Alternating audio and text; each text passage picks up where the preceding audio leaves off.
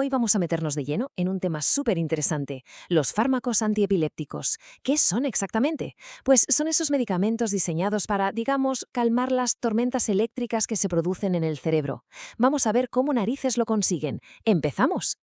A ver, lo primero y más importante que hay que entender es esto. El objetivo de estos fármacos no es, ojo, curar la epilepsia. Su misión es controlar la parte más visible, las crisis. ¿Y cómo? Pues yendo directamente a la raíz del problema, a esa actividad eléctrica que se descontrola y se vuelve, pues eso, excesiva en las neuronas. Vale, para que quede todo claro, vamos a seguir una hoja de ruta. Primero, entenderemos el porqué de todo, esa excitabilidad neuronal. Después nos meteremos a ver cómo funcionan los fármacos, sus estrategias. Luego una parte clave, ¿por qué cada crisis necesita un fármaco diferente? Y para terminar, veremos el manejo práctico y las precauciones que hay que tener. Sencillo, ¿verdad? Venga, vamos a la base de todo, al cerebro. La clave de su buen funcionamiento es el equilibrio. Es como si fuera un coche, ¿vale? Tiene su acelerador y tiene su freno. Y para que todo vaya bien tienen que estar perfectamente coordinados.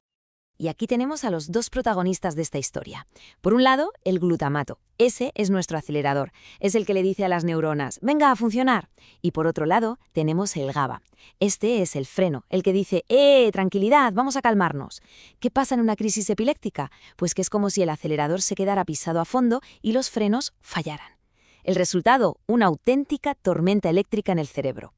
Bien, si el problema es que el coche está descontrolado, la solución parece clara, ¿no? Hay que recuperar el control. Y para eso están los fármacos.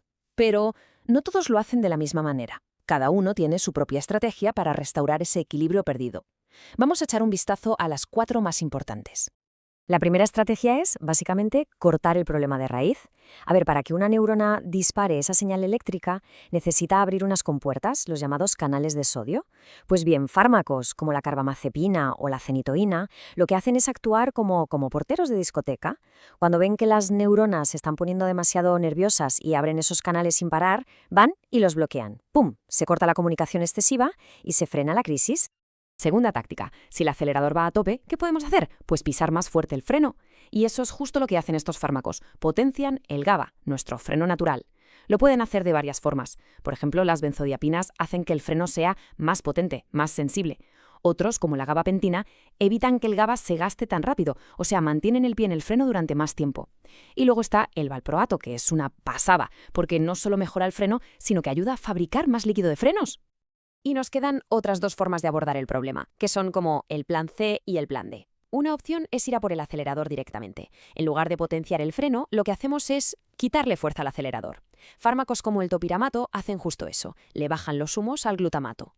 La otra táctica es un poco más sutil, se centra en los canales de calcio, que son como los mensajeros que permiten a las neuronas hablar entre sí. Medicamentos como la pregabalina o el levetiracetam ajustan ese volumen de la conversación para que no griten tanto. Es un ajuste fino, muy preciso. Y aquí viene lo interesante de verdad. No hay una bala de plata, un fármaco que sirva para todo. ¿Por qué? Porque no todas las tormentas eléctricas son iguales. Dependiendo de cómo sea esa tormenta, una estrategia funcionará mejor que otra. Por eso es que es absolutamente crucial saber exactamente qué tipo de crisis tiene la persona. Fijaos en esta tabla que lo deja clarísimo. El tratamiento va a medida. Por ejemplo, para una crisis tónico-clónica, la que todo el mundo se imagina con convulsiones, se suelen usar los porteros de discoteca, los que bloquean los canales de sodio. Pero si hablamos de una crisis de ausencia, eso que a veces se llama pequeño mal, donde la persona se queda como ida con la mirada perdida, ahí el mecanismo es otro, y lo que funciona mejor son los que ajustan los canales de calcio. Y luego tenemos fármacos como el valproato, que es un poco el comodín porque vale para muchos tipos de crisis. Y luego, claro, hay situaciones de emergencia que necesitan una respuesta para ya. Por ejemplo, las convulsiones por fiebre en niños. Ahí se puede usar diazepam por vía rectal para cortar la crisis de golpe. Y el caso más grave, el llamado estatus epiléptico, que es una auténtica pesadilla. Una crisis que no para o una detrás de otra sin que la persona se recupere.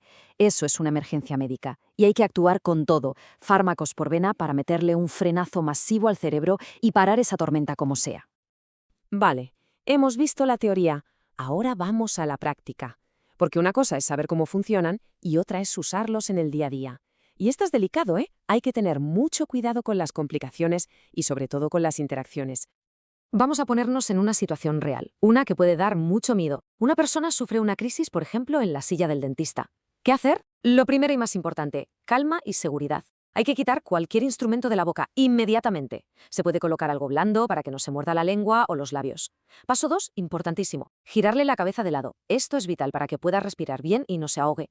La buena noticia es que la mayoría de las crisis paran solas en un par de minutos, pero hay que estar ojo a visor por si la cosa se alarga. Y ahora un punto que es de vida o muerte literalmente. Estos fármacos no viven en una burbuja, interactúan y mucho con otros medicamentos. Y las consecuencias pueden ser graves. Por ejemplo, la carbamazepina puede hacer que los anticonceptivos orales no funcionen. Ojo con eso. Un antibiótico tan común como la eritromicina puede hacer que los niveles de carbamazepina se disparen, volviéndose tóxica. O mezclar valproato con algo que tomamos todos como el paracetamol, pues puede ser muy peligroso para el hígado. Así que conocer estas interacciones no es una opción, es una obligación para garantizar la seguridad. Y con todo esto, llegamos a una idea que es la clave de bóveda de todo lo que hemos hablado. Es una frase que lo resume todo. Estos medicamentos suprimen las convulsiones. Sí, permiten a muchísima gente llevar una vida normal, pero no curan la enfermedad. La condición de base, el porqué de esa tormenta, sigue ahí. A veces, tras muchos años sin crisis, parece que el cerebro se olvida. Pero el fármaco en sí es un parche, una herramienta para controlar los síntomas. No es una cura definitiva. Así que esto nos deja con la gran pregunta para el futuro, ¿no? Ya hemos aprendido a ser unos bomberos muy eficientes controlando estas tormentas eléctricas. Pero, ¿seremos capaces algún día de evitar que se produzca el incendio? El verdadero reto, el siguiente paso, es entender qué provoca esa primera chispa. Porque es justo ahí, en el origen de todo, donde está la esperanza de encontrar, por fin, una cura real. Muchísimas gracias por la atención.